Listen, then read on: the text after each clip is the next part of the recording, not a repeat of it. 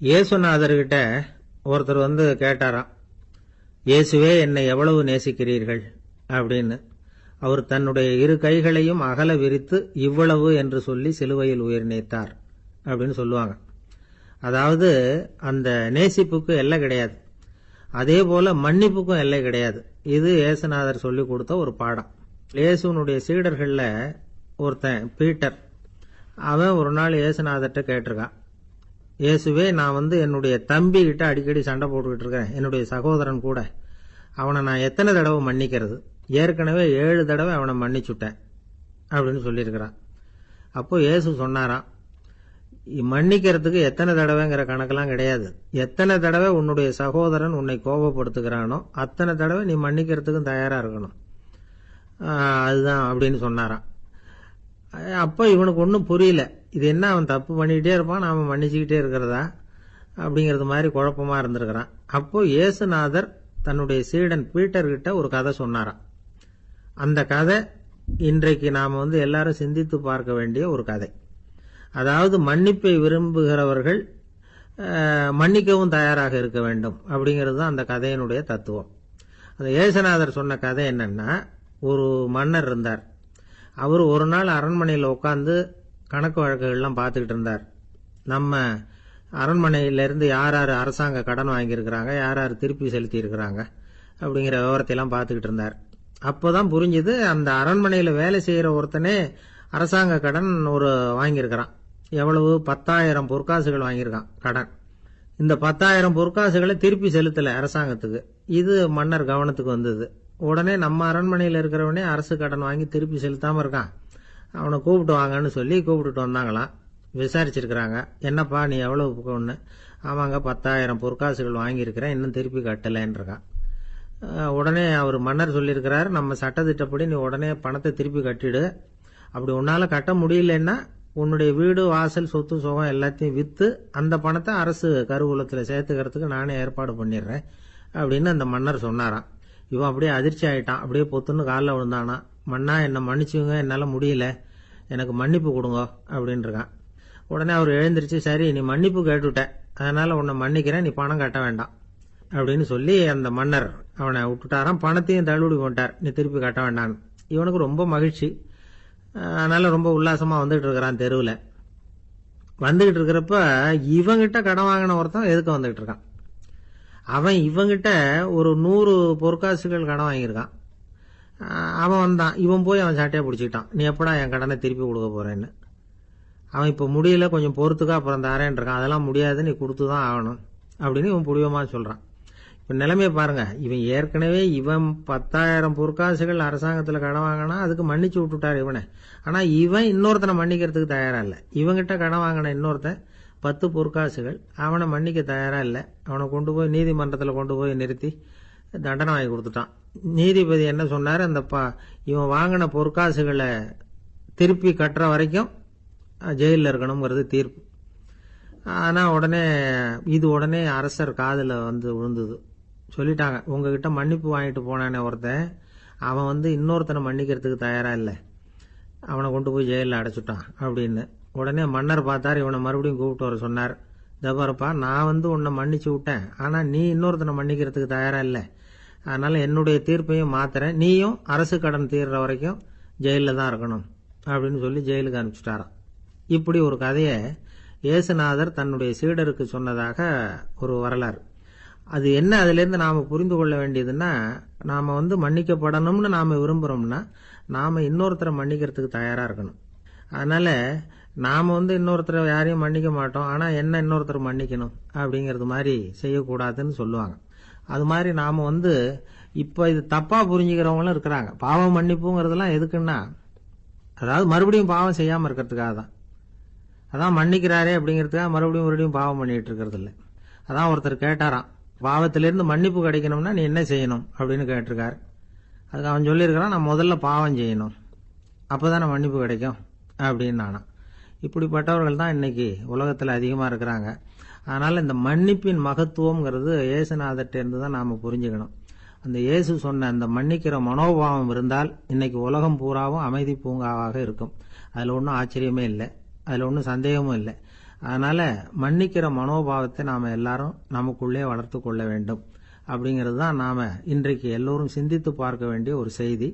ஊருக்கு வெளியில அமைதியான ஒரு இடம், அங்க ஒரு ஆசிரமம், அங்க ஒரு சாமியார், அவர் தினமும் நல்ல போதனைகள்லாம் செய்வார். பல பேர் போய் அங்கேயே சில நாள் தங்கி இருந்து அவர் சொல்ற அறிவுரைகளை எல்லாம் கேட்டுக்கிட்டு வர்றது வழக்கம். ஒரு தடவை அவரை பார்த்துட்டு போறதுக்காக 3 வெளியூர் தம்பதிகள் வந்தாங்களாம். அந்த மடத்திலேயே சாப்பிட்டுக்கிட்டு தங்கி இருந்து அவங்களுடைய போதனைகளை கேட்டுக்கிட்டு போகணுங்கிறது அவங்க நோக்கம். காலையில குளிச்சுட்டு பூஜையில உட்கார்ந்தார் அந்த சுவாமி. இவங்களும் குளிச்சுட்டு அந்த பூஜையை பார்க்கறதுக்காக அவர் முன்னாடி வந்து உட்கார்ந்தாங்க. பூஜை ஆரம்பமாச்சு. சம்பிரதாயப்படி அது ரொம்ப நேரம் நடந்துகிட்டே இருக்குது. இவங்களுக்கு நல்ல பசி இருந்தாலும் இந்த நேரத்தில் அதை எப்படி வெளியில் காட்டிக்கிறது?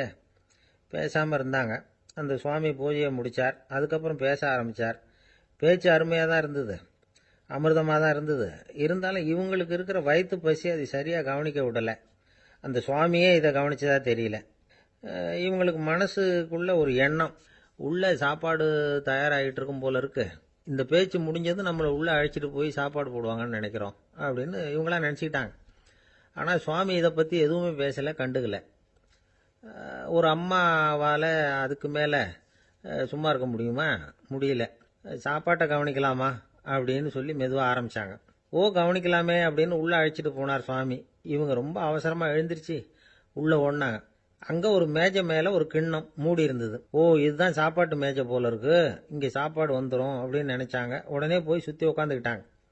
சுவாமி அந்த கிண்ணத்தை எடுத்து அந்த அம்மா கிட்ட கொடுத்தார். அவங்க அதை வாங்கி மூடியை திறந்து பார்க்குறாங்க. உள்ளே ஒரு சாவி இருக்குது. ஓ சரிதான், இது சமையலறை சாவி போல இருக்கு, அங்கே போய் அதை திறந்து சாப்பாட்டை நாமே எடுத்துக்கிட்டு வந்து இங்கே வச்சுக்கிட்டு சாப்பிடணும் போல இருக்கு அப்படின்னு நினச்சாங்க. சாவி இருக்கு இல்லையா, வாங்க பூட்டு நிறையா காட்டுறேன் அப்படின்னு சுவாமி அவங்கள அழைச்சிட்டு போனார், காட்டினார். இவங்க அந்த அறையை ரொம்ப ஆவலோடு திறந்தாங்க. உள்ளே பார்த்தா அங்கே அரிசி, பருப்பு, விதவிதமான காய்கறி எல்லாம் இருக்குது. சமையலுக்கு வேண்டிய மிளகாய், எண்ணெய், பால், தயிர், நெய் இப்படி எல்லாமே இருக்குது. அடுப்பு, விறகு, நெருப்பு போட்டி அது கூட அங்கே இருக்குது. சாப்பாடு தயாராக இருக்கும்னு நினச்சிக்கிட்டு போனால் இப்படி இருக்குதே அப்படின்னு சொல்லி அதை பார்த்ததும் ரொம்ப சோர்ந்து போட்டாங்க அவங்க. சுவாமி என்ன இது சாப்பாடு இல்லையா அப்படின்னாங்க. அதுதான் சாப்பாட்டுக்கு வேண்டிய எல்லாம் இங்கே இருக்குதே, அடுப்பு மூட்டி நீங்கள் தான் அவங்கவுங்க ருசிக்கு தகுந்த மாதிரி சமைச்சிக்கணும். இந்த சன்னியாசிக்கு எப்படி சமைக்க தெரியும் அப்படின்னு கேட்டார் சுவாமி. சாப்பாடு தயாராக இருக்கும்னு நாங்கள் எதிர்பார்த்தோம் அப்படின்னாங்க. நீங்கள் இப்படி சொல்லுவீங்கன்னு நானும் எதிர்பார்த்தேன். இது வரைக்கும் நான் எவ்வளவோ தத்துவம்லாம் எடுத்து சொன்னேன். எல்லாத்தையும் விட இதுதான் அனுபவபூர்வமான தத்துவம். ஆண்டவன் நமக்கு நல்ல மனசை கொடுத்துருக்குறான், நல்ல வாய்ப்புகளையும் தந்திருக்கிறான், அதையெல்லாம் பயன்படுத்திக்கக்கூடிய மூளையையும் சிந்தனையையும் கொடுத்துருக்குறான். அதனால் அடுப்பை தான் நீங்கள் மூட்டணும், அடுப்பை நீங்கள் தான் மூட்டணும், உங்களுக்கு உகந்ததை நீங்கள் தான் சமைச்சு ருசித்து அனுபவிக்கணும். ஆண்டவனே அதை செஞ்சுக்கிட்டு இருக்க மாட்டான் அப்படின்னாராம் அந்த சுவாமி. நம்முடைய வாழ்க்கையில் பல நல்ல பலன்களை பெறறதுக்கு நாம் தான் முயற்சி பண்ணணும். அதுக்குரிய சூழ்நிலையைத்தான் ஆண்டவன் கொடுப்பானே தவிர அதை விளக்கறதுக்காக தான் அந்த சுவாமி அப்படி செஞ்சு காட்டியிருக்கிறார். இது ஒரு பெரியவர் இப்படி ஒரு விளக்கம் கொடுத்தார். அதுக்கப்புறம் அந்த 3 தம்பதிகளும் தெளிவடைஞ்சுட்டாங்களாம். நாம் தெளிவடைகிறது எப்போங்கிறது தான் தெரியல அப்படின்னு பல பேர் இதை கேட்டுட்டு சொல்லிட்டு இருக்கிறாங்க. இந்த கதையை நம்முடைய நண்பர் ஒருத்தர்கிட்ட சொன்னேன். அந்த நண்பர் ரொம்ப சந்தோஷப்பட்டார். நீங்கள் சொல்கிறது கரெக்டு சார், ஆனால் நான் அதை விட ஒரு படி மேலே சார். எனக்கெல்லாம் அரிசி பருப்பு இருக்கிற ரூம் எதுன்னு கையை காட்டிட்டா போதும், உடனே கிண்ணத்துலேருந்து சாவியை எடுத்து கொடுக்கணுங்கிற அவசியம்லாம் இல்லை எனக்கு. அப்புறம் எப்படி ரூமை திறந்துருவீங்க அப்படின்னு கேட்டேன். பூட்டை உடைச்சி திறந்துருவேன், அதுதான் எனக்கு பழக்கம் அப்படிங்கிறார். ஒருத்தர் ரொம்பவும் மகிழ்ச்சியாக வந்துக்கிட்டு இருந்தார். என்ன விஷயம்னு விசாரித்தேன். நான் தோற்று போயிட்டேன், அதுதான் மனசுக்கு மகிழ்ச்சியாக இருக்குது அப்படின்னார். எனக்கு இது ரொம்ப ஆச்சரியமாக போச்சு. இந்த உலகத்தில் தோற்று போகிறவங்க யாரும் மகிழ்ச்சியாக இருக்கிறது இல்லை. அப்படி இருக்கிறப்ப இவர் இப்படி சொல்கிறாரே, எங்கே தோற்று போனீங்கன்னு கேட்டேன். அதுக்கப்புறம் தான் அவர் விவரமாக சொன்னார். என்னோட 5 வயசு குழந்தையோட நான் விளையாடிக்கிட்டு இருந்தேன். அந்த விளையாட்டில் என் குழந்தை ஜெயிச்சு விட்டுது, நான் தோற்று போயிட்டேன் அப்படின்னார் ரொம்ப உற்சாகமாக. நான் யோசித்து பார்த்தேன். அதாவது நாம் சின்ன குழந்தையாக இருக்கிறப்போ எந்த விளையாட்டில் கலந்துக்கிட்டாலும் அதில் நாம் தான் ஜெயிக்கணும்னு ஒரு வெறி நமக்குள்ளே இருக்கும். நம்மளை எதிர்த்து விளையாடுறவர் நல்லவரா கெட்டவரா, பெரியவரா சின்னவரா அப்படிங்கிறதெல்லாம் முக்கியம் கிடையாது. அவர் தோற்று போகணும், நாம் ஜெயிக்கணும், அதுதான் முக்கியம். எதிரியை சந்தோஷப்படுத்த விளையாடுகிற கலை அப்போ நமக்கு தெரியறதில்ல. வாழ்க்கையில் ஒரு பக்குவம் வந்ததுக்கு அப்புறம் வெற்றி பெறணுங்கிற மன அழுத்தம் போயிடுது. போட்டியில் ஜெயிக்கணுங்கிறத விட குழந்தைய சந்தோஷப்படுத்தணுங்கிறது முக்கியமாக போச்சு. ஜெயிக்கணுங்கிற வெறி ஓடி போட்டுது.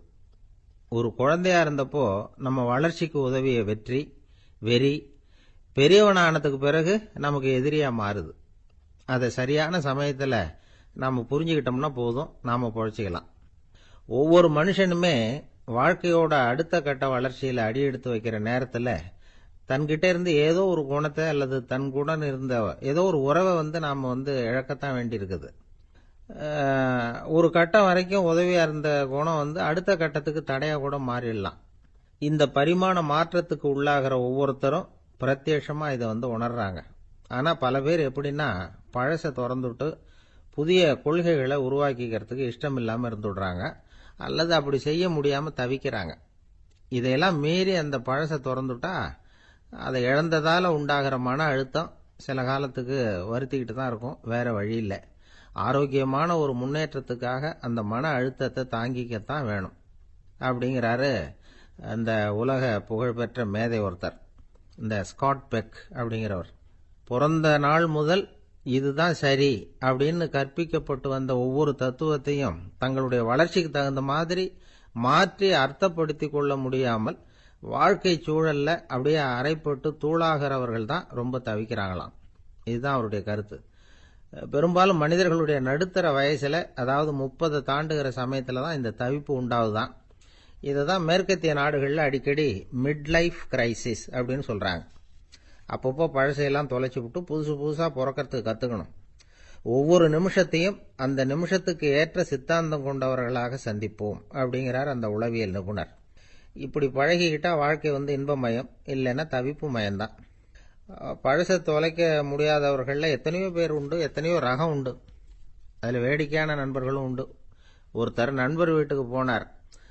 அவர் ஏதோ இனிப்பு பலகாரம் கொடுத்து சாப்பிட சொல்லியிருக்கிறாங்க அவங்க வீட்டில். இவர் சாப்பிட்டு பார்த்துட்டு சொன்னாராம், சார் 6 மாசத்துக்கு முன்னாடி ஒரு தடவை இங்கே வந்தேன், அப்போ ஒரு இனிப்பு பலகாரம் கொடுத்தீங்க, அது இதை விட நல்லா இருந்தது சார் அப்படின்னாராம். அப்ப செஞ்ச அதே இனிப்பு பலகாரம் தான் சார் இதுவும் அப்படின்னாராம் அவர். ஒரு நாள் ஒரு தகப்பனார் தன்னுடைய பிள்ளைய அழைச்சிட்டு வந்தார். சார், இவன் சரியா படிக்க மாட்டேங்கிறான், பெரியவங்களை மதிக்க மாட்டேங்கிறான், நீங்க கொஞ்ச நாள் இவனுக்கு குருவா இருந்து நல்ல விஷயங்களை சொல்லி கொடுத்தா தேவையில்லைன்னார். பெரியவங்களையும் மதிக்காதவன் எப்படி என்ன மதிக்க போறான் அப்படிங்கிறது நமக்கு யோசனை வரும் இல்லையா? வேணாங்க, என்னை விட்டுருங்க அப்படின்னோம். அவர் விட மாட்டேன்னு விட்டார். இல்லைன்னா அவரே சிஷ்யன் ஆயிடுவார் போல இருந்தது. சரி, வேற வழி இல்லாம அந்த பையனையே என்னுடைய சைடை நான் ஏத்துக்கிட்டு உபதேசம்லாம் பண்ண ஆரம்பித்தோம். அதாவது குரு பக்தின்னா அது எப்படி இருக்கணுங்கிறத பற்றி சொல்லி கொடுத்தோம் அவனுக்கு. சதமகர் அப்படின்னு ஒரு குரு இருந்தார். அவருக்கு ஒரு சீடர். அவன் பேர் துளசி சைதன்யன், நைஷ்டிக பிரம்மச்சாரி. தன்னுடைய குருவுக்கு எந்த நேரத்தில் எது தேவைங்கிறத புரிஞ்சுக்கிட்டு சேவை செய்கிறவன். ஆனால் இவனை பற்றி மற்ற சீடர்களுக்கு பொறாம வந்துட்டுது. இவன் மட்டும் இப்படி இருக்கானேன்னு உடனே குரு கிட்ட போய் கோல் மூட்டினாங்க. அவன் சரியில்லை, அவன் நடந்துக்கிறது சரியில்லை, அப்படி இப்படின்னு எதையாவது சொல்லி. இருந்தாலும் இதையெல்லாம் அந்த குரு நம்பலை. அவருக்கு தெரியும் யார் யார் எப்படின்னு. துளசி சைதன்யன் பெருமையை மற்ற சீடர்களுக்கு உணர்த்தணும் அப்படின்னு நினைச்சார். அதுக்கு ஒரு வழி பண்ணார். ஒரு நாள் சீடர்களை எல்லாம் கூப்பிட்டுக்கிட்டு ஒரு காட்டு வழியா போய்கிட்டு இருந்தார். அங்க ஒரு பெரிய மலை அருவி கொட்டிக்கிட்டு இருந்தது. குரு சீடர்கள் பக்கம் திரும்பினார். இந்த மலையின் மேலே இருந்து அந்த படுபாதாளத்தில் குதிக்கிறதுக்கு உங்கள யார் தயார் அப்படின்னு கேட்டார். ஒரு சீடனும் வாய திறக்கல, ஒதுங்கி நின்றுக்கிட்டாங்க. பின்னாடி மூட்டை முடிச்சோட வந்துகிட்டு இருந்தான் துளசி சைதன்யன். அவனை பார்த்தார். தபாருப்பா, நீ மேலே இருந்து அந்த அருவியில குதி அப்படின்னார். அப்படியே செய்கிறேன் சுவாமின்னா ஓடி போய் பொத்துன்னு குதிச்சுட்டான். அடுத்த கணமே குருநாதர் தன்னுடைய யோக சக்தியால பறந்து போய் அவன் கீழே விழுந்துடாம தாங்கி பிடிச்சி கொண்டுகிட்டு வந்துட்டார். மற்ற சீடர்களுக்கெல்லாம் ஒரு மாதிரி ஆயிட்டுது. அடுத்தபடியா என்ன பண்ணலாம்னு யோசிச்சாங்க இவனை மாட்டி விடுறதுக்கு. ஒரு நாள் வெத்தலை அடிக்கிற ஒரு சின்ன உரலையும் உலக்கையையும் எடுத்து ஒளிய வச்சுட்டாங்க. சதமகர் சன்னியாசி இல்லை, அவர் வெத்தலை போடுவார். பல்லு சரியில்லை, அதனால இடிச்சு தான் வெத்தலையை போடணும். திடீர்னு வெத்தலை பாக்கு கேட்டார். வழக்கமாக உரல்ல இடித்து தர்றது தான் துளசியின் பழக்கம். உரலை தேடினா கிடைக்கல, என்ன பண்ணுறது? குரு கேட்டுவிட்டார. குரு சேவை தானே முக்கியம். என்ன பண்ணா, வெத்தலை பாக்க தன்னுடைய வாயில் போட்டு முன்னு அதை எடுத்து அவர்கிட்ட கொடுத்துட்டான். குரு எதையோ படிச்சுக்கிட்டே அதை வாங்கி வாயில் போட்டுக்கிட்டார். துளசி, இன்னைக்கு தாம்பூலம் நல்லா இடிக்கப்பட்டிருக்கு, ருசியாக வேற இருக்கு, அதை இடிச்ச பாத்திரத்தை என் கண்ணால பார்க்கணும்னு ஆசையா இருக்குன்னு விட்டார். அதை மட்டும் அனுப்பி போய் நீ வர வேண்டான்னு வேற சொல்லிவிட்டார். இதை கேட்டதும் துளசி தவிச்சு போயிட்டான். இவன் போகாம எப்படி வாயை மட்டும் அனுப்பி வைக்க முடியும்? இவன் தவிக்கிறத பார்த்ததும் மற்ற சீடர்களுக்கெல்லாம் மனசுக்குள்ள ரொம்ப சந்தோஷம். துளசி கொஞ்சமும் யோசிக்கல. வாழை எடுத்தான், தன்னுடைய தலையவே அப்படியே அறுத்து வெட்டி எடுத்தான். இன்னொரு சீடங்கிட்ட கொடுத்துட்டான், எடுத்துட்டு போன்னு சொல்லி. கொண்டுட்டு போய் குரு முன்னாடி வைக்கிறாங்க. அந்த தலையில வாய் திறந்திருக்கு, வெத்தலை போட்டு முன்னு இருந்தது, தெரிஞ்சு போச்சு, சிவப்பா இருந்தது. அவனுடைய குரு பக்தியை இப்ப எல்லாரும் ஒத்துக்கிட்டாங்க. அதுக்கப்புறம் குரு சதமகர் தன்னுடைய அற்புத திறமையினால அந்த தலையை மறுபடியும் ஒட்ட வச்சுட்டார். துளசிக்கு உயிர் வந்துட்டுது. இப்படி ஒரு பெரிய கதை உண்டு. அதாவது துளசி சைதன்யன் அவனுடைய குரு பக்தி எப்படி அப்படின்னு கேட்டோம். ரொம்ப அபாரம் அப்படின்னு அந்த பையன் அடக்கமா, சும்மா விளையாட்டுக்காக தான் அப்படி அவங்ககிட்ட கேட்டோம். ஏன்பா உன்னுடைய குரு பக்தியை என்கிட்ட காட்டுறதுக்கு உன்னோட கழுத்தை நீயே அறுக்கணும்னு நான் சொன்னா அதை நீ செய்வியா அப்படின்னு கேட்டோம். என்னுடைய கழுத்தை நானே அறுக்க வேண்டிய அவசியம் இல்லை சார் அப்படின்னா அவன். ஏண்டான்னு, அதே காரியத்தை தான் இனிமே நீங்க தினமும் செய்ய போறீங்களே சார் அப்படிங்கிறான். ஐயா, என்னுடைய நூல் வெளியீட்டு விழாவுக்கு அவசியம் நீங்க வரணும் அப்படின்னு கூப்பிட்டார் ஒருத்தர். எப்போ வரணும்னு கேட்டேன். அடுத்த வாரம்னார். சரி, புத்தகம் தயாராகிட்டுதா அப்படின்னு. நாளைக்கு தான் அச்சிக்க கொடுக்க போறேன்னார். என்னங்க இது, புத்தகம் அச்சிடுறதுக்கு முன்னாடியே அழைப்புதழை அச்சடிச்சு விட்டீங்களே அப்படின்னு கேட்டேன். அதனால என்னங்க, அந்த காலம் மாதிரியா போடலாம்? அச்சுக்கலை எவ்வளவோ முன்னேறியாச்சுங்க. Linotype, monotype, phototype, laser, இப்படி என்னென்னமோ வந்தாச்சு. இன்னைக்கு கொடுத்தா நாளைக்கே புத்தகம் தயார் அப்படின்னார். இப்படி இந்த அளவுக்கு முன்னேறி இருக்கிற இந்த அச்சுக்கலை ஆரம்பத்தில் எப்படி இருந்தது தெரியுமா? அந்த காலத்தில் காகிதம்னா என்னன்னே தெரியாது. அப்படி ஒன்று கண்டுபிடிக்கப்படவே இல்லை. அப்போல்லாம் எதையாவது ஒன்று எழுதணும்னா அதுக்கு ஆட்டு தோலை தான் பயன்படுத்தி இருக்கிறாங்க. கண்ணுக்குட்டி தோல் கூட அதுக்கு உபயோகப்பட்டு தான். ஐரோப்பாவில் இருந்த பாதிரியார்கள் தோல் எழுதப்பட்ட புத்தகத்தை தயாரிக்கிறதுல ரொம்ப கெட்டிக்காரங்களாம். எகிப்து, அப்புறம் மத்திய தரைக்கடல் ஓரத்தில் உள்ள நாடுகள், இங்கெல்லாம் தோல் தான் எழுது பொருளாக பயன்பட்டு வந்திருக்குது. ஆனால் நம்ம நாட்டில் ஓலைச்சுவடிகளை எழுத்துக்கு பயன்படுத்தி இருக்கிறாங்க. எழுதுறதுக்கு தோலை பயன்படுத்தினவங்க பிறகு பேப்பரைஸ் அப்படிங்கிற கோரை புல்லை அதுக்கு பயன்படுத்தினாங்களாம். இதெல்லாம் அப்படி கொஞ்சம் கொஞ்சமாக கண்டுபிடிச்சிட்டு வந்திருக்கிறாங்க. அந்த புல்லை கச்சிதமாக நறுக்க வேண்டியது, நல்லா பதப்படுத்த வேண்டியது, அதுக்கப்புறம் அதில் எழுத வேண்டியது, அவ்வளவுதான். பேப்பருங்கிற சொல்லே இந்த பேப்பைரஸ் அப்படிங்கிறதுலேருந்து வந்தது தான். அதுக்கப்புறம் தான் காகிதம் வந்தது. இதை முதல்ல சீன நாட்டில் தான் கண்டுபிடிச்சாங்க. அது வந்த பிறகு அச்சு எந்திரம் கண்டுபிடிக்க வேண்டிய அவசியம் ஏற்பட்டது. அதை கண்டுபிடிச்சவர் ஜெர்மானிய அறிவியல் அறிஞர் ஜான் கூட்டன்பர்க். அச்சு கலைக்கு அடித்தளம் அமைச்சவர் அவர் தான். ஜெர்மனியில மெயின்ஸ் அப்படிங்கிற ஊர்ல 1399 பிறந்தார். அவரோட மாமன் ஒருத்தர் உலோக வேலையில வல்லவர். அவர்கிட்ட இந்த வேலையை கத்துக்கிட்டார். அதோட வைர கற்களை பட்டை தீட்டுறதுலையும் ரொம்ப தேர்ச்சி பெற்றிருந்தார். இளம் வயசுலயே சும்மா இருக்க மாட்டாராம். எதை செஞ்சாலும் அதை திறமையா செய்வாராம். அவர் தான் முதல்ல மர அச்சு எழுத்துக்களை உருவாக்கினார். அது மேல மை தடவி பிரதிகள் எடுத்தார். அதுக்கப்புறம் உலோக எழுத்துக்கள், முதல்ல காரியம், அப்புறம் இரும்பு, அப்புறம் கலப்பு உலோகம், பிறகு அச்சடிக்கிறதுக்கு எந்திரம் ஒன்றையும் உருவாக்கினார். முதல்ல பைபிள் அச்சடித்தார். 1468 அவர் இறந்து போனார். 16ஆம் நூற்றாண்டில் மேலை நாடுகளில் இருந்து மர எழுத்துக்களை கொண்டுகிட்டு தமிழ்நாட்டில் கிறிஸ்துவ நூல்களை அச்சிட்டாங்க. அப்பெல்லாம் அச்சகங்கள் போதிய அளவுக்கு இங்கே இல்லை. அதுக்கு என்ன காரணம்னா, இந்தியர்கள் அச்சகங்களை நடத்தக்கூடாது அப்படின்னு சட்டம். 1835 வரைக்கும் அந்த சட்டம் நடைமுறையில் இருந்தது. இந்த நிலைமையில அங்கேயும் இங்கேயுமா 1-2 அச்சகங்கள் ஆரம்பமாச்சு. 1713 தரங்கம்பாடியில லூத்தரன் மிஷன் அச்சகம், அதே ஆண்டுல சென்னையில எஸ்பிசிகே அச்சகம். இது ரெண்டும் தான் இந்தியாவில் முதல்ல தொடங்கப்பட்ட அச்சகங்கள். ஆட்டுத்தோல்லையும் ஓலைச்சுவடியிலையும் எழுதப்பட்ட எழுத்துக்கள் இன்னைக்கு எங்கேயோ போயிட்டுது. ஆனா நம்ம ஊர்ல எழுத்தாளர்கள் நிலைமை தான் ஒன்றும் சொல்லிக்கிறது மாதிரி இல்லை. நம்ம ஆள் ஒருத்தர் சொன்னார், சார், நான் சொந்தத்தில் ஒரு அச்சாபீஸ் வச்சிருந்தேன், இப்பவும் வச்சிருக்கிறேன். அதனால என்னுடைய படைப்புகளை புத்தகமாக வெளியிடுறதுல எனக்கு ஒன்றும் கஷ்டம் இல்லை. வருஷத்துக்கு ஒரு புத்தகம் எழுதி வெளியிட்டுருவேன். 15 வருஷமா இலக்கிய உலகத்துக்கு இப்படி சேவை செஞ்சுக்கிட்டு வர்றேன். ஆனா இந்த வருஷம்தான் வாசகர்கள் எனக்கு பாராட்டு விழா நடத்தி இருக்கிறாங்க அப்படின்னார். இந்த வருஷம் அப்படி என்ன விசேஷம் அப்படின்னு கேட்டோம். இந்த வருஷம்தான் நான் எந்த புத்தகம் எழுதி வெளியிடாம இருந்தேன், அதுக்காகத்தான் எனக்கு இந்த பாராட்டு விழா அப்படின்னார். ஆசைப்படுறதுல தப்பு இல்லை, ஆனா அந்த ஆசை தேவைக்கு தகுந்த மாதிரி இருக்கணும். தேவைக்கு மீறிய ஆசைகள் இருக்கு பாருங்க, அது தேவையில்லை. இந்த கருத்தை வலியுறுத்தது மாதிரி ஒரு கதை உண்டு. தேவேந்திரனுக்கு திடீர்னு வீடு கட்டணும்னு ஒரு ஆசை வந்துதான். வீடுன்னா நாம கட்டுற மாதிரி இல்லை. தேவேந்திரன் வீடுன்னா சும்மாவா, ஒரு பிரம்மாண்டமான அரண்மனை கட்டணும். அது மாதிரி இந்த 3 லோகத்திலையும் ஒரு அரண்மனை கிடையாது அப்படின்னு எல்லாரும் சொல்லணும். இது அவனோட ஆசை. உடனே தேவ தச்சரான விஸ்வகர்மாவை கூப்பிட்டான், உத்தரவு போட்டான். விஸ்வகர்மா தன்னுடைய உதவியாளர்களை எல்லாம் கூப்பிட்டு ஒன்னா சேர்த்துக்கிட்டார். படாத பாடுபட்டு ஒரு பெரிய அரண்மனையை கட்டி முடிச்சார். கட்டி முடிக்க 1000 வருஷம் ஆச்சு. தேவேந்திரன் வந்து பார்க்கறான். அவனுக்கு திருப்தி ஏற்படலை. என்னுடைய அந்தஸ்துக்கு இது ரொம்ப சாதாரணமான கட்டிடம், இதை விட இன்னும் பெருசா கட்டு அப்படின்னா. தேவ தச்சர் திணறி போயிட்டார். அவரால் அதுக்கு மேல எதுவும் செய்ய முடியல. என்ன பண்றதுன்னு யோசனை பண்ணார். நேரா நாரதர் காலில் போய் விழுந்தார். நீங்க தான் என்ன இந்த பிரச்சனையிலேருந்து காப்பாற்றணும்னார். நாரதர் யோசனை பண்ணார். சரி கவலைப்படாதேன்னார். நேரா இந்திரன் கிட்ட போனார். இந்திரன் வந்து நாரதரை பார்த்த உடனே வாங்கன்னு கூட்டிட்டு போய் அரண்மனையை காட்டினான். இது மாதிரி ஒரு அரண்மனையை நீங்க வேற எங்கேயாவது பார்த்துருக்கிறீங்களா அப்படின்னு ரொம்ப பெருமையா கேட்டான். நான் பார்த்ததில்லை, ஆனா என்னை விட வயசுல மூத்தவர் மகரிஷி லோமேசர், அவர் ஒரு வேளை பார்த்துருக்கிறாரா என்னமோ அப்படின்னார். உடனே அவரை மனசுல நினைச்சு தியானம் பண்ணினார். அடுத்த கணம் லோமேசர் அங்க வந்தார். இடையில ஒரு சின்ன துண்டு, கையில ஒரு கமண்டலம், தலையில ஒரு பாய், அவ்வளவுதான் அவர்கிட்ட இருந்தது. எதுக்காக தலையில இந்த பாய் அப்படின்னு கேட்டான் இந்திரன். என்ன மாதிரி அற்ப ஆயுள் உள்ள ஒரு ஜீவன் தனியா வீடு கட்டிக்கிட்டு திண்டாடணுமா?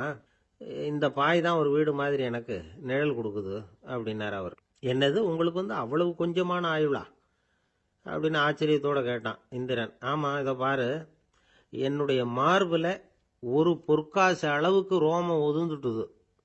எப்ப என் உடம்புல உள்ள எல்லா ரோமமும் உதிர்ந்துருமோ அப்ப என்னுடைய ஆயுள் முடியும் அப்படின்னார். எப்ப அந்த ரோமங்கள் பூரா உதிரும்னு கேட்டான் இவன். ஒரு பிரம்மா மறைஞ்சதும் ஒரு ரோமம் உதிரும். என் உடம்புல உள்ள ரோமங்களின் எண்ணிக்கை எவ்வளவோ அவ்வளவு பிரம்மாக்கள் தோன்றி அவங்க ஆயுள் முடியும் பொழுது என் உடம்புல உள்ள ரோமங்கள் பூரா உதிரும் அப்படின்னார். அப்படின்னா ஒரு பிரம்மாவோட ஆயுள் எவ்வளவு காலம்னு கேட்டான். ஒரு பிரம்மாவுக்கு 100 தேவ வருஷம். ஒவ்வொரு தேவ வருஷத்துக்கும் 365 தேவ நாள். ஒவ்வொரு தேவ நாள்லயும் ஒன்ன மாதிரி 14 இந்திரர்கள் தோன்றி மறைகிறாங்க அப்படின்னு மகரிஷி லோமேசர் சொல்றார். இதை கேட்டதும் இந்திரன் ஆடி போயிட்டான். அவ்வளவு ஆயுள் உள்ள இவரே அற்ப ஆயுள்னு சொல்றார். நான் என்னுடைய ஆயுளை பெருசா நினைச்சுக்கிட்டு பிரம்மாண்டமான அரண்மனை கட்டணும்னு ஆசைப்படுறேனே அப்படின்னு நினைச்சான்.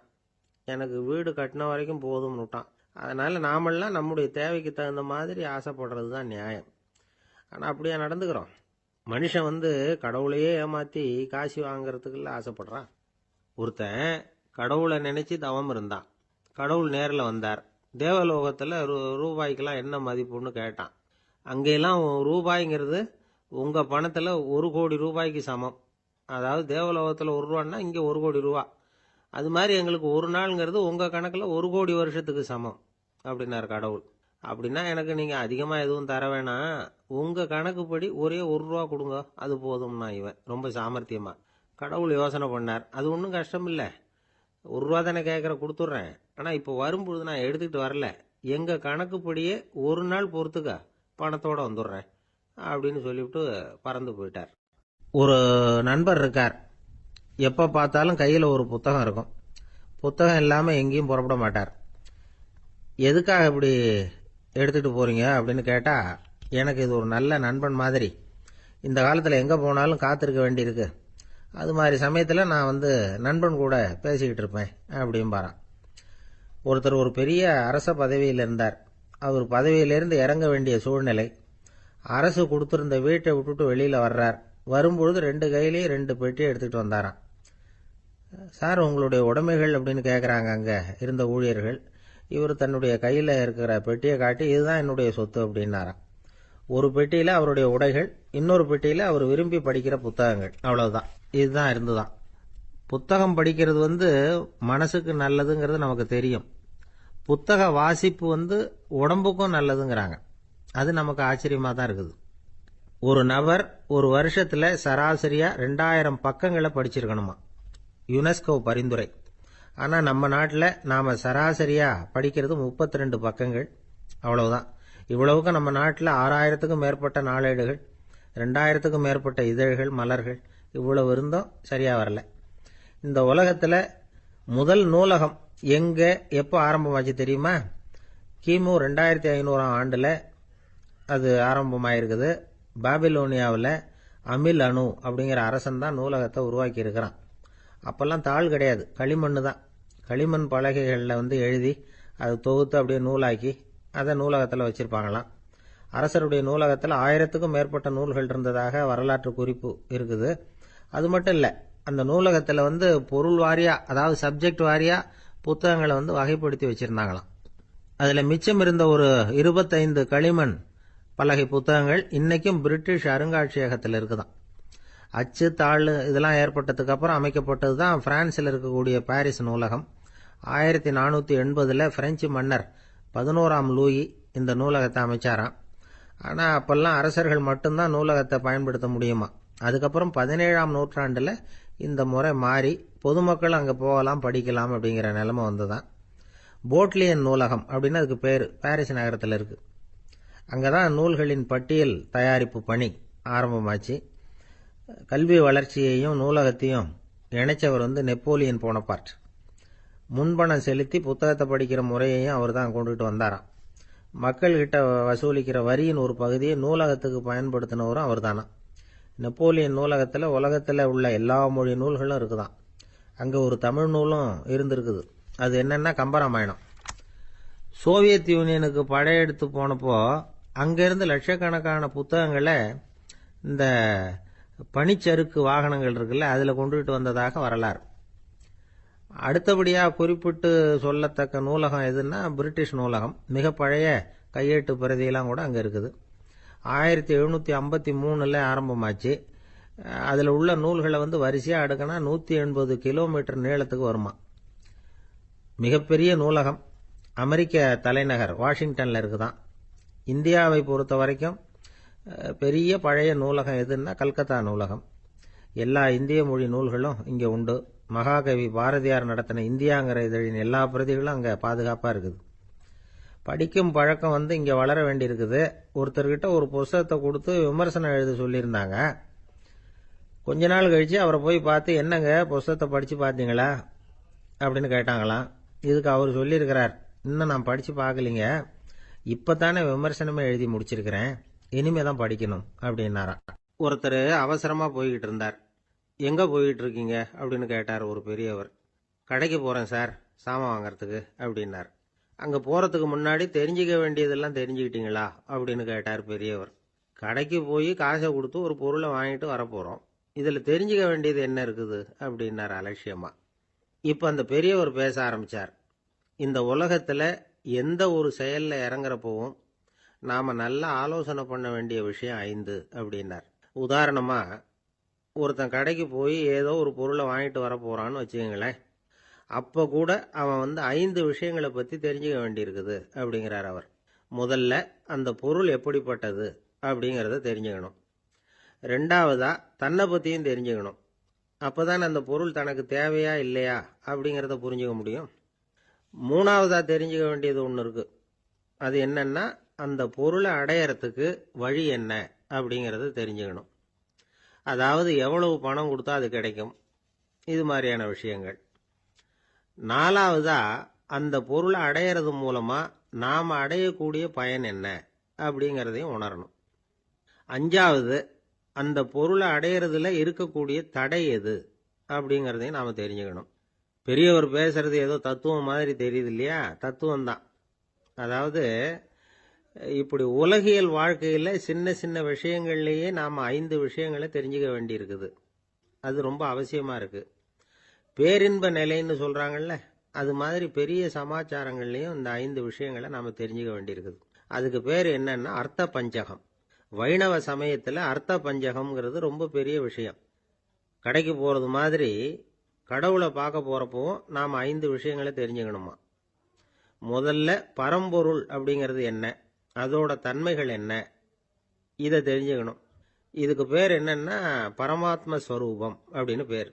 ரெண்டாவது, நாம யாரு, நம்மோட தன்மை என்ன அப்படிங்கறத தெரிஞ்சுக்கணும். நான் யாருன்னு எனக்கே தெரியலங்கிறப்போ இதை நான் சொல்றேன்னு இது என்னுடையதுன்னு சொல்றது தப்பு தானே. அப்புறம் மூணாவது விஷயம், பரம்பொருளை நாம் அடையறதுக்கு வழி எது, இது தெரிஞ்சுக்கணும். இது உபாய ஸ்வரூபம் அப்படின்னு பேர். நாலாவது விஷயம், நாம் அடைய வேண்டிய பயன்கள் என்ன அப்படிங்கறது தெரிஞ்சுக்கிறது. இதுக்கு புருஷார்த்தம் அப்படின்னு பேர். அஞ்சாவது, அந்த பயனை அடைய விடாமல் தடுக்கிற தடைகள் யாவை அப்படிங்கறத தெரிஞ்சுக்கிறது. இது விரோதி ஸ்வரூபம். இதைத்தான் தடையியல் அப்படின்னு சொல்றாங்க. அதாவது பரமாத்மாவை பற்றிய அறிவு, ஜீவாத்மாவை பற்றிய அறிவு, உபாயம் பற்றிய அறிவு, புருஷார்த்தம் பற்றிய அறிவு, இந்த 4 அறிவுக்கும் எதிரடையா, அதாவது அதையெல்லாம் தப்பா புரிஞ்சுக்கிறதால உண்டாகக்கூடிய அறிவு விரோதி ஸ்வரூபம். என்ன இது தகவல்ல ஏதாவது கதை சொல்லுவீங்கன்னு பார்த்தா ஏதோ தத்துவம் பேசிக்கிட்டு இருக்கிறீங்களே அப்படின்னு நினைக்கலாம். இதுவும் தெரிஞ்சுக்க வேண்டிய ஒரு பெரிய விஷயம்தான். காதில் போட்டு வச்சா எப்போவாவது உபயோகப்படும்.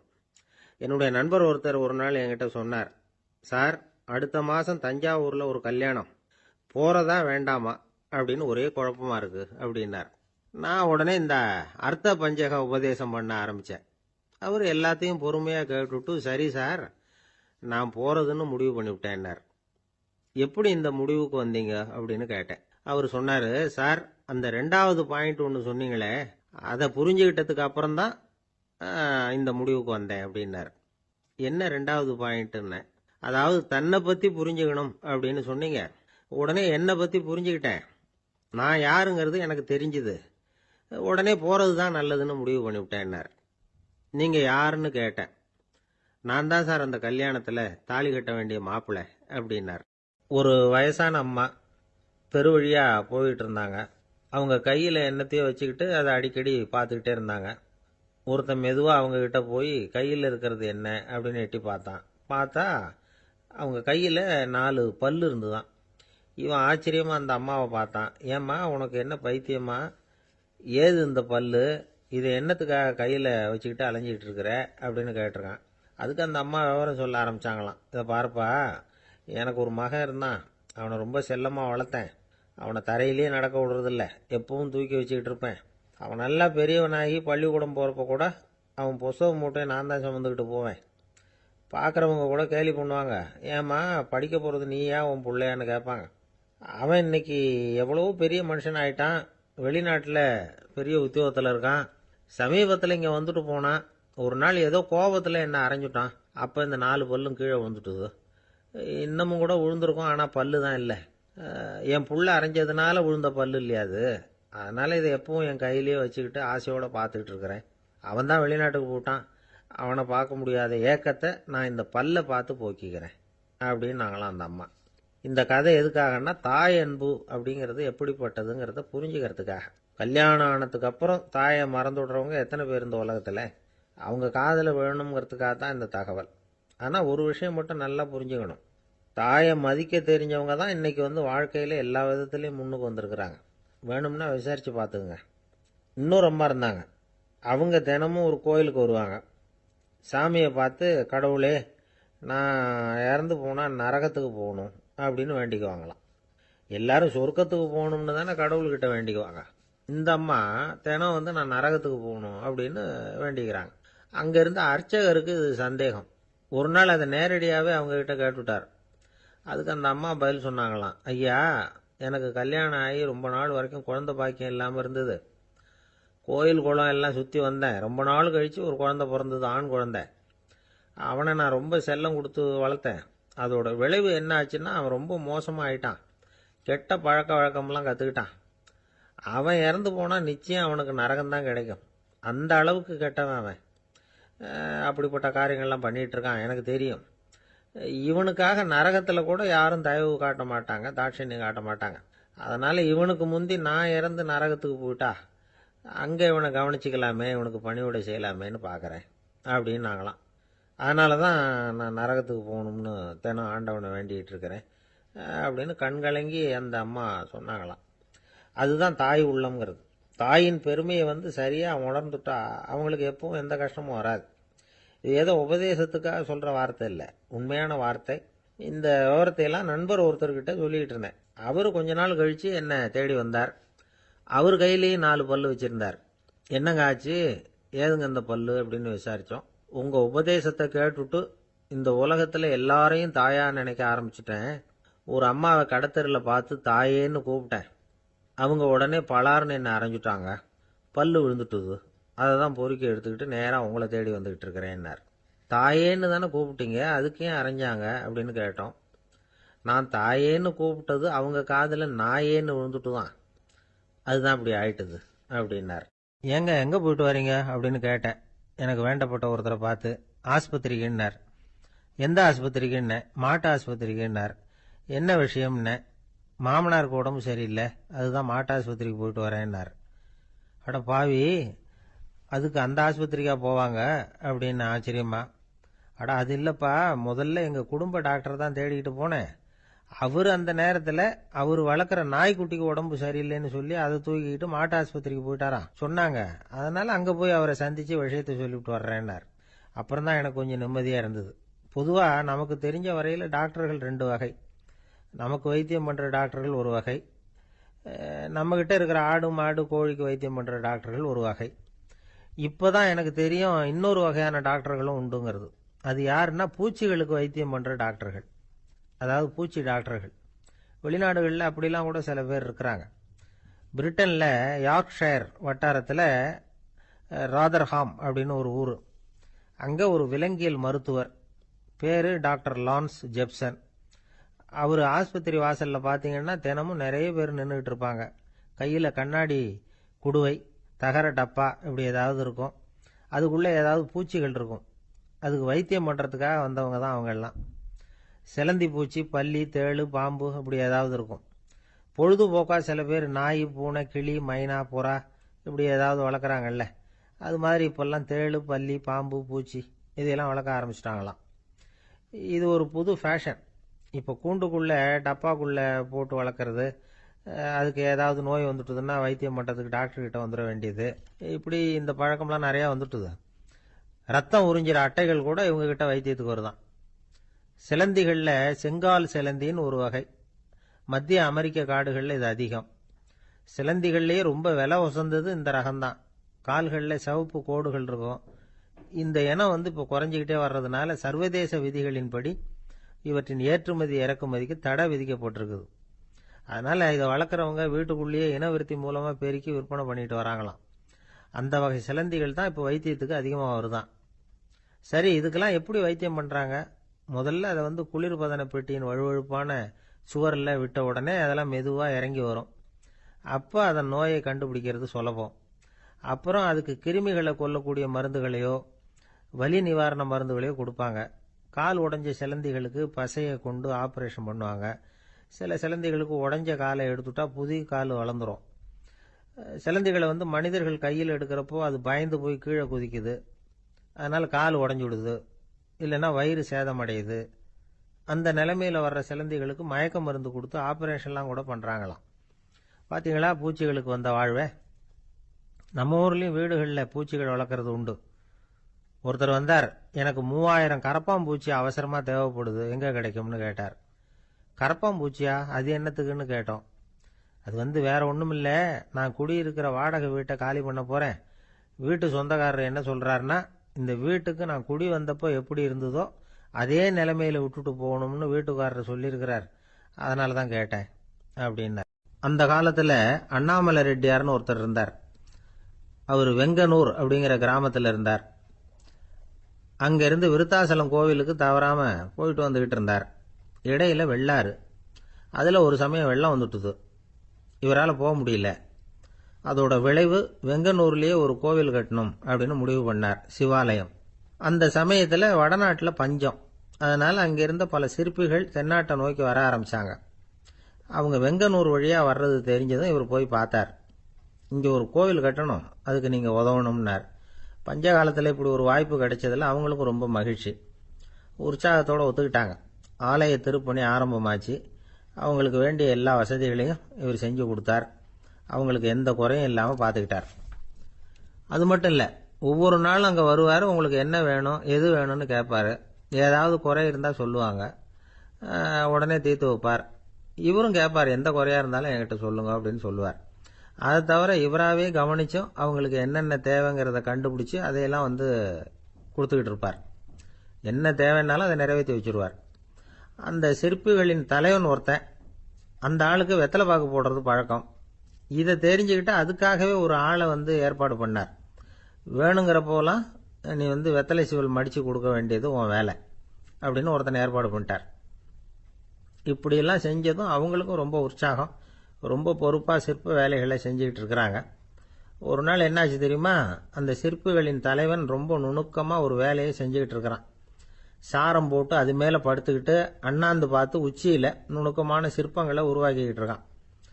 சிற்பியின் கவனம் செதறப்படாதுங்கிறதுனால இவர் மெதுவாக சத்தம் போடாமல் கிட்ட போய் நின்று அதை கவனிச்சுக்கிட்டு இருக்கிறார். அந்த சிற்பி வழக்கம் போல வெத்தலை பாக்குக்காக இடது கையை கீழே நீட்டினான். அந்த சமயம் பார்த்து அவருக்கு தாம்பூலம் கொடுக்கறவன் அங்கே இல்லை, எங்கேயோ போயிருக்கிறான். அண்ணாமலை ரெட்டியார் என்ன பண்ணார் தெரியுமா? தனக்காக கொடுக்கப்பட்ட தாம்பூலத்தை வாங்கி சிற்பியின் கையில் கொடுக்குறார். அவன் வாங்கி போட்டுக்கிட்டான். இது என்ன இன்னைக்கு வெத்தலை சீவல் வேற மாதிரி இருக்குது, வாசனை தாம்பூலமாக இருக்குது அப்படின்னு யோசனை பண்ணிட்டு கீழே திரும்பி பார்க்குறார். பார்த்தா ரெட்டியார் மறுபடியும் சிற்பி கை நீட்டும் பொழுது கொடுக்கறதுக்காக தாம்பூலத்தை மடித்து வாங்கி வச்சுக்கிட்டு தயாராக நிற்கிறார். சிற்பிக்கு அதிர்ச்சி. உடனே பொத்துன்னு கீழே குதிச்சான். ஐயா, என்ன இது நீங்களா அப்படின்னா. இவர் சொன்னார், நான் ஒன்றும் தப்பு பண்ணலையே, உன்னுடைய கை புண்ணியம் செஞ்ச கை, கோயில் கட்டுற கை, அந்த கைக்கு தாம்பூலம் கொடுக்கறதுல என்ன தப்பு அப்படின்னாராம். ஏற்கனவே பஞ்சத்தில் அடிபட்டு வந்த எங்களை நீங்கள் ஆதரிச்சதே பெரிய விஷயம். இந்த செயல் என்னை ஒரு பெரிய கடனாளி ஆக்கிவிட்டுது. ஐயா, எங்களுக்கு உணவு உடை இதை மட்டும் நீங்கள் கொடுத்தா போதும், ஊதியம்னு எதுவும் வாங்க மாட்டோம் அப்படின்னு நானும். அந்த சிற்பி எவ்வளவோ வற்புறுத்தியும் எதுவும் வாங்கிக்கலையாம். இந்த செய்தியை தமிழ் தாத்தா டாக்டர் ஊவேசா சொல்லியிருக்கிறார். அந்த காலத்தில் எப்படிப்பட்டவங்கெல்லாம் வாழ்ந்துருக்கிறாங்க பாருங்க. இந்த காலத்தில் ஒருத்தர் கோவில் கட்டினார், வேலை செய்கிற எல்லாருக்கும் சாப்பாடு போடுவார். சிற்ப வேலை செஞ்சுட்டு சாப்பிட வர்ற ஒவ்வொருத்தர் கையையும் அன்பா பிடிச்சு முத்தம் கொடுத்து உள்ளே அனுப்புவார். அந்த கைகளுக்கு நீங்க கொடுக்குற மரியாதையாது அப்படின்னு கேட்டாங்க. அடா, அது இல்லைங்க, ஏற்கனவே முதல் பந்தியில சாப்பிட வந்தவன் மறுபடியும் வர்றானான்னு கண்டுபிடிக்கிறதுக்காக கையை பிடிச்சி மோந்து பார்க்கறேன் அப்படின்னாராம் அவர். அரேபிய நாடு, அங்க ஒரு ஆட்சி தலைவர். அரேபிய நாட்டு ஆட்சி பொறுப்பை ஏத்துக்கிட்டவர். அவர் ஆட்சி பொறுப்பை ஏத்துக்கிட்ட பிறகு ஒரு நாள் ஒரு தெருவில் நடந்து போய்கிட்டு இருந்தார். அவர் தோளில் ஒரு பெரிய துணி மூட்டை, அதை சுமந்துக்கிட்டு கடத்தெருவை நோக்கி அவர் போய்கிட்டு இருக்கிறார். வழியில் அவரை சந்திச்சார் உமர். அவர் கேட்டார், கலீஃபா அவர்களே, எங்க புறப்பட்டுட்டீங்க அப்படின்னு கேட்டார். கலீஃபான்னா ஆட்சி தலைவர்னு அர்த்தம். இதுக்கு அவர் சொன்னார், நான் துணி வணிகம் செய்கிறவன், அதனால துணி வியாபாரம் செய்யறதுக்காக போயிட்டு இருக்கிறேன்னார். நீங்க இப்போ இந்த நாட்டுக்கு ஆட்சி தலைவர், ஆட்சி பொறுப்புல இருக்கிறீங்க, நீங்க வியாபாரம் செய்ய போட்டா அரசு பணிகளை செய்யறது யாரு அப்படின்னு கேட்டார் அவர். நான் அரசு பணிகளை மட்டுமே செஞ்சுக்கிட்டு இருந்தா என் குடும்பத்தை காப்பாத்துறது யாரு அப்படின்னு கேட்டார் அவர். இப்படி கேட்டவர் யார் தெரியுமா? அவர் தான் அபூபக்கர், இறை தூதர் முகமது அவர்களுக்கு பிறகு கலீஃபாவாக தேர்ந்தெடுக்கப்பட்டவர். அப்போலாம் ஆட்சி தலைவர்களுக்கு சம்பளம்னு எதுவும் கிடையாது. இந்த பிரச்சனையை எப்படி தீர்க்கிறதுன்னு யோசனை பண்ணார் உமர். அபு உபைதா அவர்கள்கிட்ட அழைச்சிட்டு போனார். அவர் யாருன்னா, அவர் தான் பொது நிதி கருவூலத்தின் பொறுப்பாளர். அவர்கிட்ட பிரச்சனையை சொன்னார். இது மாதிரி ஆட்சி தலைவருக்கு பொது நிதியிலிருந்து ஊதியம் அளிக்க முடியுமான்னு கேட்டார். பொது நிதி விதிகளின்படி அதுக்கு சாத்தியம் இல்லைன்னு சொல்லிவிட்டாரு அவரு. சரி, வேற ஏதாவது வழி இருக்குதான்னு கேட்டார் உமர். அபு உபைதா கொஞ்சம் யோசனை பண்ணி பார்த்தார். அப்புறமா சொன்னார், மக்காவிலிருந்து மதீனாவுக்கு குடிபெயர்ந்து வந்த அகதிகளுக்கு நிதி உதவி அளிக்கிறதுக்கு விதிகள்ல இடம் இருக்கு. அப்படி பார்த்தா அபூபக்கரும் அகதி தானே, அதனால எல்லா அகதிகளுக்கும் கொடுக்கறது மாதிரியே அவருக்கும் ஒரு தொகை அளிக்கலாம்னார். கலீஃபா அபூபக்கருக்கு இந்த அகதி உதவி தொகையைத்தான் கொடுத்துட்டு வந்தாங்களாம். குடும்ப செலவுக்கு அது போதுமானதா இல்ல. இருந்தாலும் கலீஃபாங்கிறதுக்காக மற்ற அகதிகளை விட அதிகமா தொகையை பெற அவர் விரும்பல. மார்பு பக்கம் கிழிஞ்சிருந்த ஒரு மேலாடையை தான் அவர் அணிஞ்சிருந்தார். அவருடைய துணைவியார் அஸ்மா, அவங்க ஒரு நாள் தேன் அருந்த ஆசையா இருக்குன்னாங்களாம். நமக்கு கிடைக்கிற ஊதியம் குடும்ப செலவுக்கே போதுமானதா இல்லையே, இந்த நிலையில தேன் வாங்கறதுக்கு காசுக்கு நான் எங்க போவேன் இருக்காரு அவரு. கொஞ்ச நாள் கழிச்சு அவங்க ஒரு தொகையை அவர்கிட்ட கொடுத்து தேன் வாங்கிட்டு வர சொன்னாங்களாம். இவருக்கு ஆச்சரியம், ஏது இந்த பணம்னு கேட்டிருக்காரு. நீங்க தினமும் குடும்ப செலவுக்காக கொடுத்துக்கிட்டு வந்த பணத்துல கொஞ்சம் கொஞ்சமா மிச்சப்படுத்தி வச்சேன்னாங்களாம். அபூபக்கர் அந்த பணத்தை எடுத்துக்கிட்டு நேரா பொது நிதி கருவூல பொறுப்பாளர்கிட்ட போனார். இந்த பணத்தை பொது நிதியில சேர்த்துருங்க, இது அதிகப்படியா எனக்கு தரப்பட்டு வந்த ஊதியம், அடுத்த மாசத்துல இருந்து இந்த தொகையை குறைச்சுங்கன்னு வேற சொல்லிவிட்டாராம். பசியை தணிக்க தேவையான அளவு உணவு, ஒரு ஜோடி உடை, இதை தவிர கூடுதலா மக்கள் பொது நிதியிலிருந்து வாங்கிக்கிறதுக்கு என் குடும்பத்தாருக்கு உரிமை இல்லை அப்படின்னு சொல்லி கண்டிப்பா சொல்லிவிட்டாராம். அவர் வாங்கிட்டு வந்த இந்த குறைந்த ஊதியம் கூட அவர் மனசை உறுத்திக்கிட்டே இருந்தது. கடைசி நேரம் அவர் தம்முடைய மகள் ஆயிஷா அவர்களை அழைச்சார். மகளே, இதுவரைக்கும் பொது நிதியிலிருந்து நான் வாங்கிட்டு வந்த தொகை என்னுடைய இதயத்துல பாரமா அழுத்திக்கிட்டு இருக்கு. என் தோட்டத்தை வித்து அதுல வர்ற பணத்திலிருந்து நான் இதுவரைக்கும் வாங்கிட்டு வந்த ஊதிய தொகையை கணக்கு போட்டு பொது நிதியில சேர்த்து விடு அப்படின்னாராம்.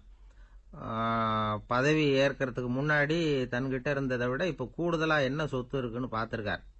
ஒரு ஒட்டகம், ஒரு கோப்பை, ஒரு பணியாள், இதையும் அடுத்தபடியா கலீஃபாவா வர்றவர்கிட்ட ஒப்படைச்சிருங்க அப்படின்னு விட்டாராம். அதே மாதிரி அடுத்து வந்த உமர் கிட்ட ஒப்படைச்சாங்க. அப்போ உமர் சொன்னாராம், அபூபக்கரே, இந்த முன்மாதிரியால உங்களுக்கு பிறகு இந்த ஆட்சி பொறுப்பை ஏற்கிறவர்களை பெரும் நெருக்கடிக்கு ஆளாகி விட்டீங்க அப்படின்னு சொல்லி ரொம்ப கண் கலங்கினாராம். கடைசியா அபூபக்கர் தன்னுடைய குடும்பத்தாருக்கு விட்டு சென்ற சொத்து ஒரு படுக்கை விரிப்பு, ஒரு போர்வை, அவ்வளவுதான். இது சிந்திக்க வேண்டிய ஒரு செய்தி. ஒரு ஊர்ல ஒரு மன்னர் இருந்தாராம். அமைச்சர் அவர்கிட்ட சொன்னாராம், மன்னா, நம்ம ராஜ்யத்துல இனிமே லஞ்ச ஊழலே இருக்காதுன்னாராம். ஆஹா, அப்படின்னா ஊழல் பேர் வழிகளை எல்லாம் நாடு கடத்தியாச்சா அப்படின்னு கேட்டிருக்காரு மன்னர். இதுக்கு அவரு, அப்படி இல்லைங்க, இனிமே கொடுக்கறதுக்கு ஜனங்கள் கிட்ட பணமே இல்லை. பிரம்மத்தை அறிந்தவன் பிரம்மமாகிறான் அப்படின்னு ஒரு பெரியவர் பேசினார் ஒரு கோவில்ல. தைத்திரிய உபனிஷத்து அப்படி சொல்லுதான். இதை கேட்கும் பொழுது நமக்கு ஒரு சந்தேகம் வரும். அது எப்படி?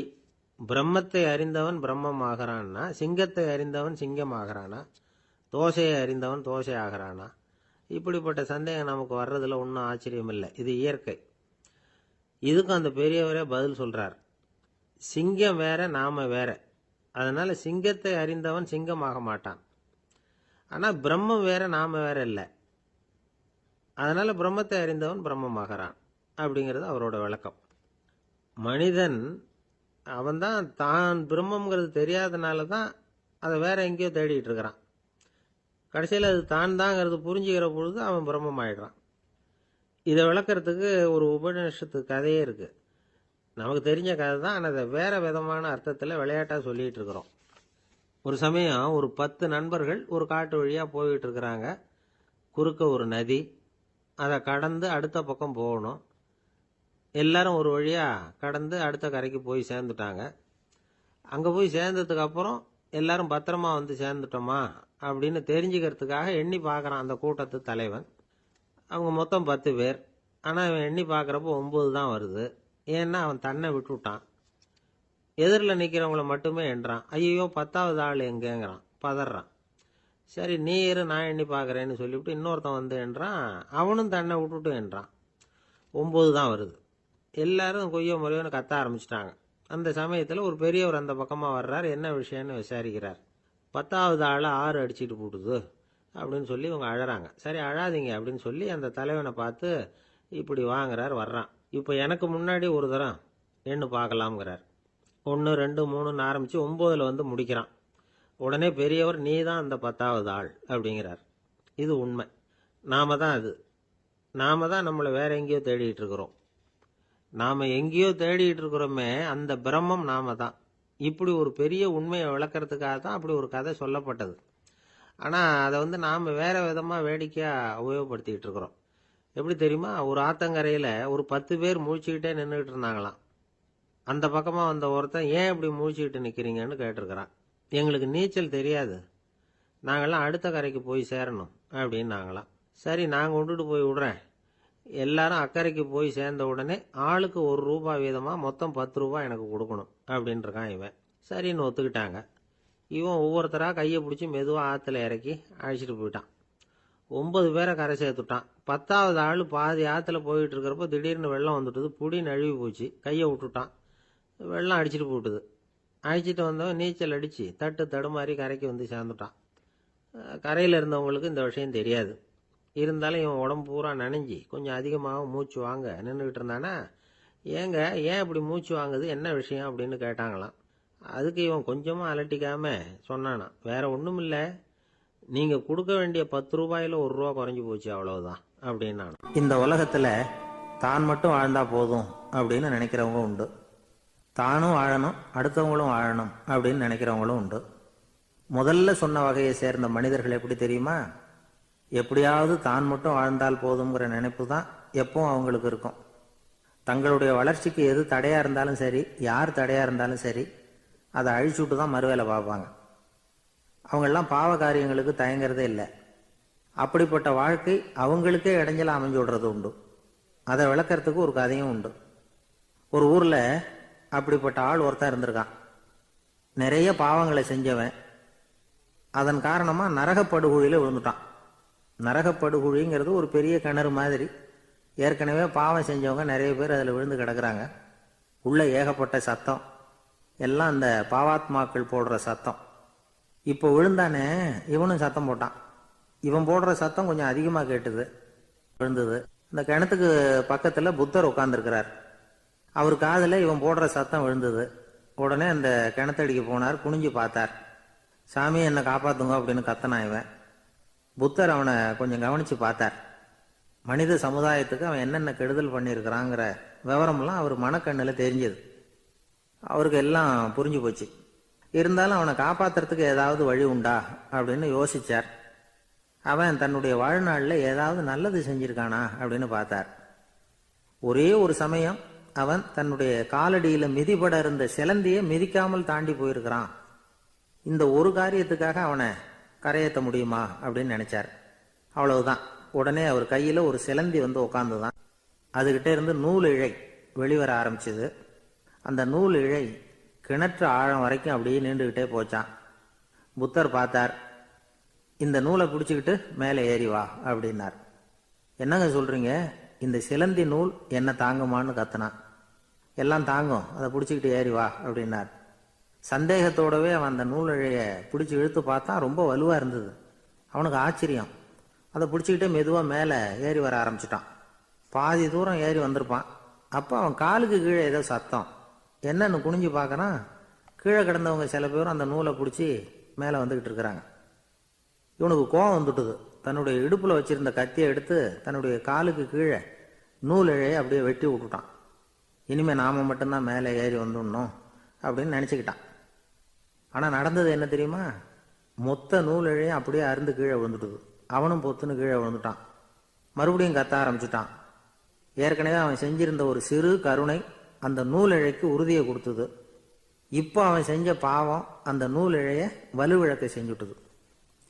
அடுத்தவங்களும் வாழணுங்கிற எண்ணம் அவனுக்கு இருந்திருந்தா இப்போ அவனும் கரையேறி வந்திருப்பான், மற்றவங்களும் சௌக்கியமாக வந்து சேர்ந்திருப்பாங்க. அதனால் நாமும் வாழணும், அடுத்தவங்களும் வாழணும் அப்படின்னு நினைக்கிறவன் வாழ்க்கையில் சீக்கிரம் முன்னுக்கு வந்துடுவான். ஒருத்தன் ஒரு டாக்டர்கிட்ட போனான், மருந்து வாங்கினான்.